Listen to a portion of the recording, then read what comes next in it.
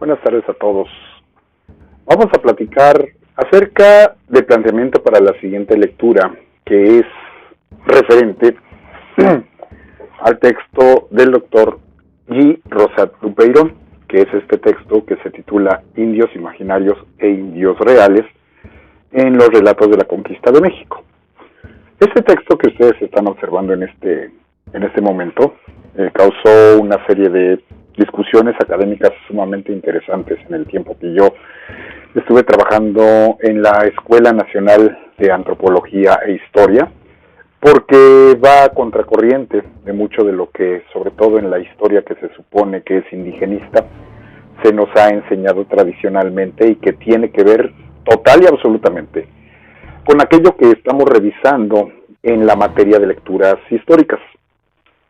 Muy rápidamente solo quiero referir que lo que vamos a hacer ahora es subrayar ciertos puntos de lo que ya se ha estipulado en los puntos anteriores, siempre, reiterando, siempre tomando en cuenta los planteamientos del libro de Historiografía General de Norma Durán y los planteamientos de las dos hojitas simples y sencillas de la introducción a la historia general en este caso, la introducción que hace Alfonso Mendiola. Porque ellos dos, tanto Norma Durán como Alfonso Mendiola, fueron alumnos justamente de este señor, de Guy Rosat Dupeirón. Y este Guy Rosat, del que les pongo la foto más cercana en un momento, también yo tuve la fortuna de tomar clase con él, desgraciadamente solo un semestre. Y me ayudó mucho a entender una gran cantidad de cosas, de dudas que yo tenía con respecto a la interpretación historiográfica. Uno de los primeros puntos que quiero recordar muy rápidamente, que también ya se les hizo referencia en la lectura anterior y por ello no lo voy a abundar grandemente, lo que dijo Fernández Armesto, fue el referir al sentido alegórico de lo que se está esperando y se está buscando en aquellas épocas del siglo XV, refiriendo particularmente al caso de la situación de Joaquino de Fiore, o Joaquín de Fiore, y el milenarismo franciscano. Es decir, no es que el año 1000 se dijo que el mundo se iba a acabar, sino que son interpretaciones que se van a hacer a posteriori, es a través de las señales de la interpretación de lo que se supone que pasó en los textos de las Sagradas Escrituras y su reinterpretación con los hechos y los acontecimientos, mucho de lo que explicó precisamente Fernández Armesto, que va a ocurrir el año de 1492, por eso les dejé esa lectura.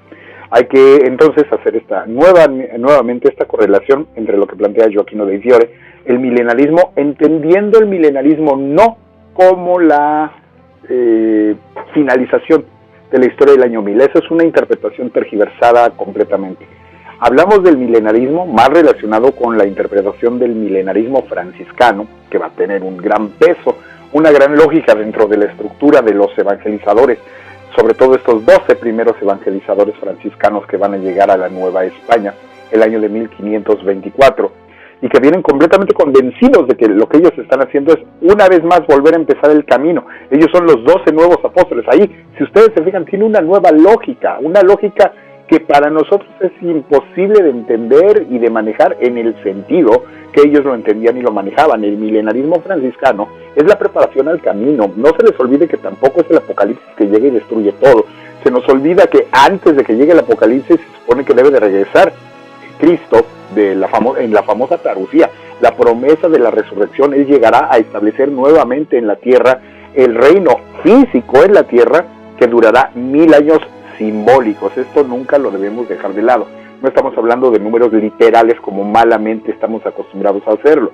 Entonces, después del establecimiento de estos 1000 años, ahora sí, del reino de los justos, en donde se supone que lo que están encontrando en el continente americano les está dando pie para que esto se pueda desarrollar. De ahí que estén tan convencidos de la necesidad de convencer a los indígenas por la buena y de echar fuera los elementos malos y negativos a través de la guerra de conquista, de la guerra justa, como ellos lo identifican. Tienen este convencimiento, incluso llegan a pensar que los españoles no necesariamente, no todos son buenos, algunos les van a hacer ruido, no les van a ayudar.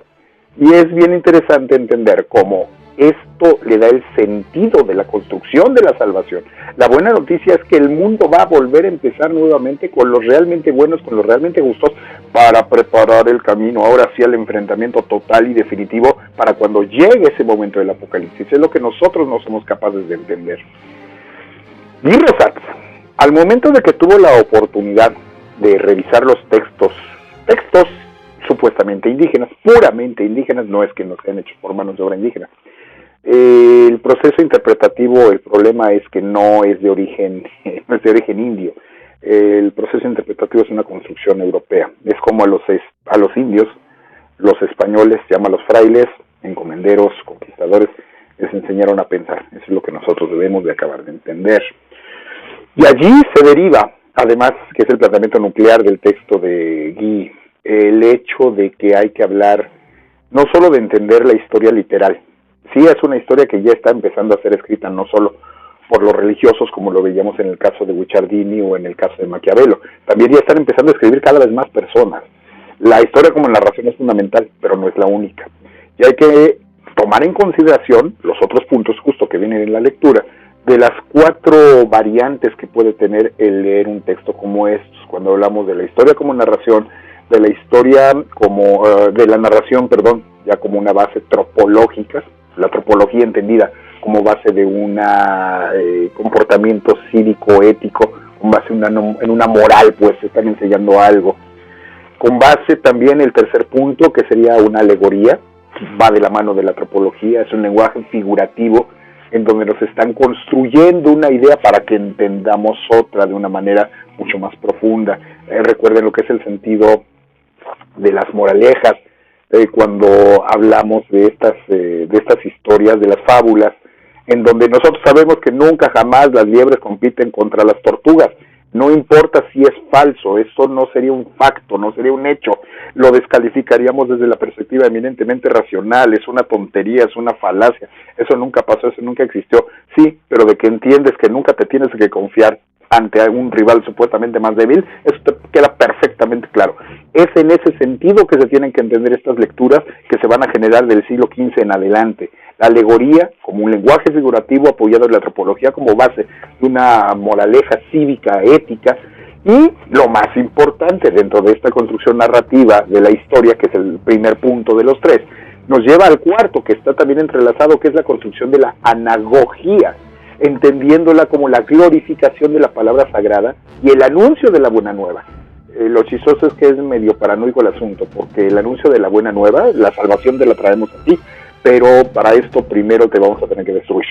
Pero una vez que te hayamos destruido todo lo malo que representa para nosotros lo tuyo, ahora sí vas a alcanzar un nuevo mundo, una nueva ciudad, una nueva forma de ver el mundo, una ciudad de Dios, para que también entendamos lo que representa la construcción que viene desde las lecturas que les dejé al principio. Por eso deben entender las personas que no lo entregaron, que son la minoría, pero que es real, el problema que tenía no haber entregado estas lecturas, porque ahora les está costando muchísimo más trabajo poder entender lo que eso significa. La gran mayoría, estoy refiriéndome a lo mejor 8 o 9 personas de la totalidad del grupo, les está quedando bastante claro, y las dudas, que es lo más importante, me las están preguntando por Facebook, por Twitter o por el correo electrónico. Reitero que si tienen dudas, por favor, háganmelas llegar. Yo no puedo ayudarlos si ustedes no me permiten ayudarles, primero sabiendo cuáles son sus dudas y cuáles son los problemas que tienen al momento de tratar de entenderlo. Es muy compensatorio ver cómo han ido creciendo y cómo han ido desarrollando y subiendo el nivel de calidad de sus entregas. Afortunadamente, las personas que aún tienen problemas, no dejen de preguntar por las vías que ya les he referido. Ahora, debemos solo remarcar que la historia y la alegoría van a contribuir a la construcción de lo que en aquel entonces nosotros podemos catalogar y definir como la inteligencia simbólica. Acuérdense que hay distintos tipos de inteligencia. La que nosotros, por nuestra labor, debemos de saber manejar para la construcción de los textos y el análisis de los mismos en un ámbito y en un espacio histórico, es esta inteligencia simbólica. No es solo lo que se dice. La mayor parte del tiempo, durante 2300 años en el mundo occidental, la mayor parte del tiempo no se habló literalmente, se habló en sentidos alegóricos. Y con la construcción de una serie de símbolos que, además, la mayor parte de nosotros ni siquiera es posible tengamos la capacidad de distinguirlas, porque ni siquiera sabemos que existen. Por eso va a ser tan importante lo que nosotros estamos haciendo aquí. Ahora, otra de las cosas que yo también quisiera compartirles muy rápidamente y que les voy a enviar una presentación para la siguiente semana por la siguiente lectura que también está encadenado con esto. Es hablar un poquito de lo que es el Renacimiento y lo que representa dentro de la estructura de lo que estamos revisando. Muy rápidamente solo les recuerdo que el Renacimiento significa literalmente volver a nacer, que va a ser un concepto definido por los humanistas intelectuales de aquella época. Se consideran renacentistas con respecto al mundo medieval, que implica una separación y una ruptura de ese tipo de mundo, y que el concepto moderno, como nosotros lo entendemos, lo va a manejar Jacob Burckhardt en su libro La civilización del Renacimiento en Italia. Burckhardt plantea que el Renacimiento es el lugar de nacimiento del mundo moderno, que los italianos, porque esto es bien importante que lo tengan presente, esto aún no existe. Italia no existe. Son una serie de reinos, son una serie de ducados, son una serie de estructuras que no tienen una unión como nosotros la conocemos. Italia nace hasta 1871, eso que les quede muy claro. Lo que está buscando gente como Dante, lo que también va a tratar de remarcar gente como Guicciardini, lo que también va a tratar de remarcar gente como el propio Niccolo Machiavelli, es el tratar de sentar las bases para que estos reinos dejen de estarse peleando entre ellos mismos y ahora sí comiencen a hacer una construcción sólida con una identidad, con una nación, con una religión, con una lengua que les permita ahora sí definirse como algo diferente, que ellos definen ya como estos primeros intentos de italiano como tal, aunque todavía falta mucho para que lo logren conseguir. Los aspectos distintivos de este renacimiento son básicamente tres: el resurgimiento de la antigüedad, el perfeccionamiento del individuo, y esto nos queda muy claro, el rescate de esa antigüedad clásica medieval, pero entendida bajo lo que ellos creen que son las reglas antiguas, como lo interpretan en el mundo contemporáneo, que además es cristiano.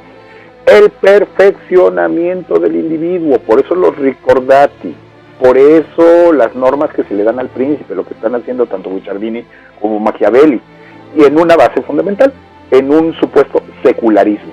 Es ya la base política del Estado, del dominio estatal, el que va a tener un mayor peso y una mayor fuerza. Aunque no podemos dejar de lado que está tan inmiscuido dentro de la estructura de pensamiento, la base religiosa, que ese supuesto secularismo está bien marcado por una línea de pensamiento que va más allá de lo puramente cívico. En el Renacimiento hay una gran continuidad de la vida política, económica y social del medievo, que se distingue por una sociedad urbana que ya provenía desde antes, donde tiene ciudades-estado como centros de vida política, económica y social, que se están recuperando de las calamidades del siglo XIV y que se está poniendo ya un gran énfasis en la habilidad individual. Es el l'uomo universale, esta famosa figura del hombre de Vitruvio, que además esa ni se la inventan ni la descubren ni la maneja por primera vez Leonardo da Vinci. Es un ejemplo bien claro. Es una imagen tomada de épocas anteriores, pero readaptada, reestructurada, redefinida y construida con una maestría. Eso sí, nadie lo va a negar, con una maestría y una precisión como nunca antes se había hecho. Esa es la gran aportación que va a tener el Renacimiento a las ideas que ya provienen de épocas anteriores. Es bien importante también considerar, que les quede muy claro, cuando hablamos del Renacimiento, sus rasgos generales, esto que nos parece maravilloso, esto que les está llegando al mundo entero, no es cierto, no está llegando al mundo entero. Es propiedad de las clases acaudaladas, nada más. Es un pequeño porcentaje de la población, y los logros de este hombre renacentista son producto de la élite. Indirectamente va a terminar impactando positivamente, muy positivamente a la gente común, particularmente a los que viven en las ciudades. Pero no porque todos los hombres que viven en aquel periodo ahora son renacentistas. No, esto no es cierto. Es total y absolutamente elitista y, por tanto, masculinista, y, por tanto, la mujer suele, desgraciadamente, como ha sido la mayor parte de la visión de la historia, suele quedar fuera en estos planteamientos. Las ciudades más importantes, los núcleos de donde parte toda la estructura del Renacimiento, creo que todos las identificamos, son estas ciudades como Milán, Venecia, Florencia, los estados pontificios con su sede en Roma, entendiendo que es un estado aparte. Los estados pontificios no son lo que nosotros conocemos ahora, no es nada más el Vaticano, 2 kilómetros cuadrados, ni es nada más la ciudad de Roma. Son estados donde el Papa tenía ejército, el Papa salía a enfrentarse a los trancazos con los enemigos políticos, económicos, sociales o aquellos que le afectaran en sus propios intereses. La otra gran ciudad, centro de la navegación y de la cultura va a ser Nápoles en este sentido. Entonces hay que entender lo que esto representa.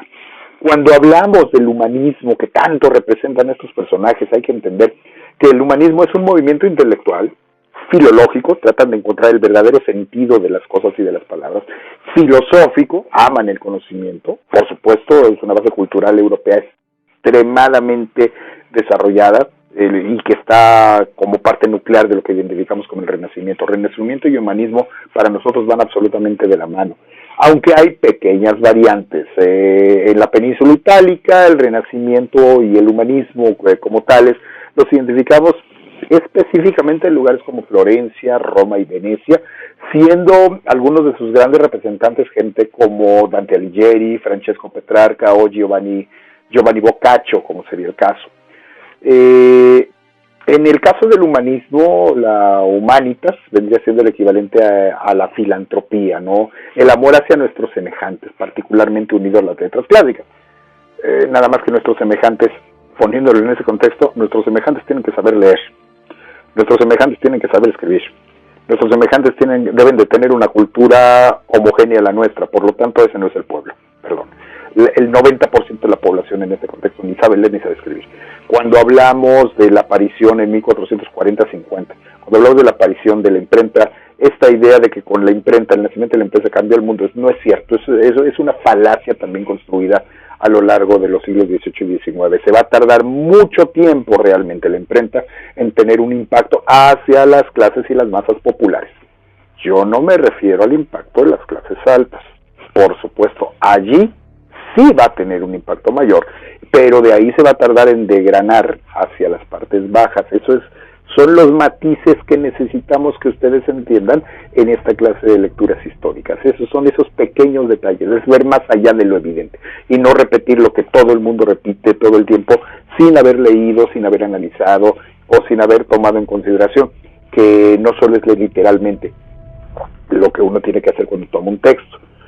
El hablar del humanismo implica en aquel contexto del siglo XV la formación íntegra del hombre en todos los aspectos fundamentados particularmente a las fuentes clásicas grecorromanas, ¿no? Nada más que hay un problema. Si estamos hablando de fuentes clásicas grecorromanas, estamos hablando de un culto que no es católico, cristiano, apostólico, romano. Por lo tanto, hay una de dos. O la Iglesia en su jerarquía lo va a rechazar de una manera tajante, abierta y directa, o se va a hacer un análisis interpretativo que va a permitir analizar desde la perspectiva de la visión católico-cristiana ya perfectamente arraigada, hacer la interpretación de lo que es ese mundo greco-latino y adecuarlo y adaptarlo a las necesidades de esta construcción cultural ya del siglo XV en adelante. Van a pasar las dos, pero nos podemos dar cuenta de que la que terminará desarrollándose es la segunda. Para las personas que preguntaban por qué se dio en el caso de Maquiavelo, por qué se dio el antimaquiavelismo de la segunda mitad del siglo XVI. Los que lo tomaron literalmente fueron los enemigos de la Iglesia. Entonces, por esta razón, tú entiendes que la jerarquía eclesiástica de ciertos lugares y en ciertos niveles se va a ir en contra de lo que dijo Nicolás Maquiavelo, porque va en contra de la institución religiosa o está totalmente del lado de la institución política. Ahí se entiende perfectamente esas lógicas. En el humanismo, claro que también se van a desarrollar, y eso es muy conveniente para el desarrollo de la cultura como la conocemos, la gramática, la retórica, la dialéctica, la literatura, la filosofía moral, la biografía, la epístola, es todo aquello que se interesa por lo humano material. Eso ustedes lo notaron muy bien al momento de redactar sus análisis en Guicciardini y Machiavelli, y notaron cómo ya empiezan a haber una serie de brincos, ¿no? Por ahí me hacían referencia a cómo esto ya está más allá de esa parte inmaterial, esta parte ya está como más llena de más carnita, tiene más lógica, más sentido. Claro, ellos ya no desconocen, no desprecian lo que viene siendo la mitología griega, ¿no? Pero tratan de entenderlo en un sentido alegórico de cómo se aplicaría conmigo. La parte religiosa también están tratando de entender cómo se aplicaría en mi parte humana y material. Por eso nos empezamos a desprender en este sentido del planteamiento de la geografía, ¿no? Ya no es agiografía, ya es biografía la que nos está interesando un poquito más en ese sentido. Se van a tomar otras vertientes como la imitatio Ciceronis, ¿sí? Va a haber un autor modélico al que se va a seguir en el Renacimiento, que va a ser Cicerón, y también la imitatio ecléctica, que viene siendo no solo retomar a un solo autor, sino retomar lo mejor de lo que los diversos autores grecolatinos nos pueden aportar. Y uno de esos ejemplos es lo que plantea justamente Erasmo de Rotterdam. Hay que entender que al humanismo lo van a favorecer una serie de circunstancias. Por ejemplo, lo va a favorecer la inmigración de una gran cantidad de sabios bizantinos. Nunca se nos olvide que va a terminar cayendo el año de 1456, cae Bizancio, y pues muchos de estos sabios con su conocimiento van a llegar también hacia las tierras europeas. Como les decía, el desarrollo y la expansión de la imprenta, pero a un nivel muy específico, que implica también el desarrollo de un sentido crítico, ¿no? Es lo que yo he aprendido, cómo lo entiendo, cómo lo analizo, cómo lo interpreto, en contra de lo que aquel maestro dice, pero que no conoce lo que está pasando aquí en el ahora, el Magister Vitae. El ejemplo más claro lo tenemos con William de Baskerville y Jorge de Burgos. Es la discusión que vemos que se van a traer en El nombre de la rosa, eso que muchos de ustedes han explicado de una manera extraordinariamente clara y sencilla, ¿no? También va a haber algunos papas que van a ser más humanistas, más claros en ese sentido, como Nicolás V y Pío II, que están muy interesados en que se desarrollen este tipo de ideas. La acción de los mecenas, cada vez que ustedes hablen de un escritor, de un escultor, de un pintor, de un artista, de un político en general, necesitan forzosamente un mecenas. Si no hay dinero, no hay creación. Sorry, eso no podemos dejarlo de lado. En aquel contexto, si tú hablas de la maestría de Rafael, el extraordinario conocimiento de Miguel Ángel, la genialidad de Leonardo da Vinci, sí, pero si ellos no tienen quien lo respalde, no pueden crear absolutamente nada. Uno de los más graves problemas que tiene Leonardo da Vinci es que nunca termina nada. Por eso no lo quieren contratar, por eso no tienen confianza en él. Entonces hay que entender cómo nosotros a veces hemos entendido muy mal lo que a nosotros nos han enseñado nuestros maestros, que a veces tampoco tenían este tipo de información. No podemos dejar de lado ni podemos abandonar esto. Claro que además sumemos el desarrollo de las universidades, que están empezando a tener cada vez mejores profesores formados en este sentido humanista, como las universidades de Alcalá o las universidades de Lovaina, en donde el Renacimiento están teniendo cada vez una mayor fortaleza. Se estudia las lenguas a la base filológica, hay que entender el sentido original de las afirmaciones. Vienen haciéndose creaciones artísticas, aparecen cada vez más estos grandes maestros que además comienzan a afirmar y que están entendiendo dentro de su forma de vivir en ese mundo del siglo XV, están interpretando lo que fueron las construcciones y las formas de entender el mundo en otras épocas y están generando nuevos puntos de vista. Sí hay una base fundamental del antropocentrismo, esa es otra parte fundamental, aunque no es la única, en donde hay que entender que la inteligencia está al servicio del valor superior, ¿sí? Es un servicio que hace que la fe una al hombre con su creador. Eso es bien importante, esto es medular, es fundamental. No es el hombre como el centro de todas las cosas, es el hombre como centro de la creación. ¿Y la creación quién la creó? La creó Dios. Por lo tanto, el entender al hombre implica entender mejor a Dios. No está separado ni roto el uno con el otro. Por eso no se pueden separar cuando estamos hablando de cuestiones de religión y Estado. Son inseparables en este contexto, no lo podemos dejar de lado. Y lo que sí es que si antes se veía al hombre como un absoluto pecador, ahora no. Ahora está empezando a cambiarse este punto de vista. ¿Comete errores? Sí. A lo mejor el hombre es susceptible al mal, sí. Caso Guicciardini, ¿no? Pero el hombre tiene cosas positivas. El planteamiento de Machiavelli. El chiste es que hay fe en el hombre contemporáneo a esas épocas. Hay esperanza, pues. Entendemos la lógica de lo que representa la anagogía.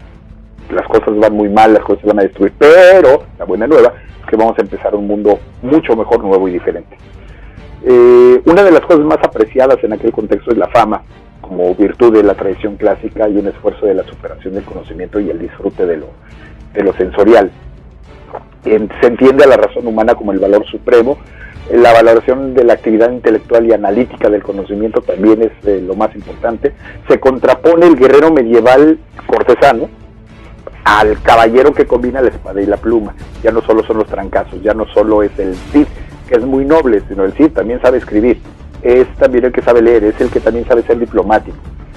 Se entiende que hay un legítimo deseo de fama, gloria, prestigio y poder. Son cosas que vienen del mundo pagano, pero que sirven para mejorar al hombre, para mejorar al nuevo ciudadano. Hay que entender que el comercio ya no necesariamente es visto como un pecado. Acuérdense que para el siglo XVI también surge el calvinismo.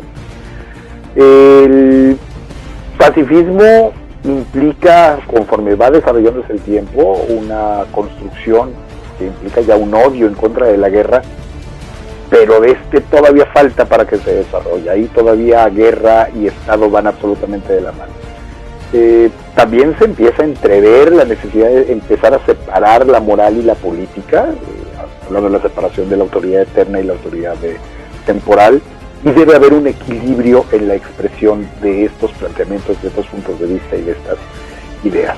En el humanismo se idealiza y se estiliza la visión platónica de la realidad. La realidad es ennoblecida, ya no solo es la parte de la ciudad de Dios allá arriba. El arte retoma la materia popular y la selecciona para transformarla en algo estilizado e idealizado. Eso es el maravilloso arte renacentista, que es otro caso que también deberíamos de tener en algún momento de analizar. Yo les prometo 2 ejemplitos por ahí que podamos revisar.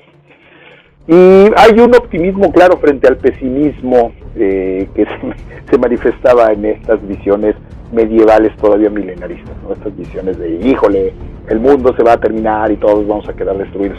Bueno, sí se va a acabar, pero es el inicio de una nueva era, es el inicio de algo mucho mejor para nosotros, ¿no?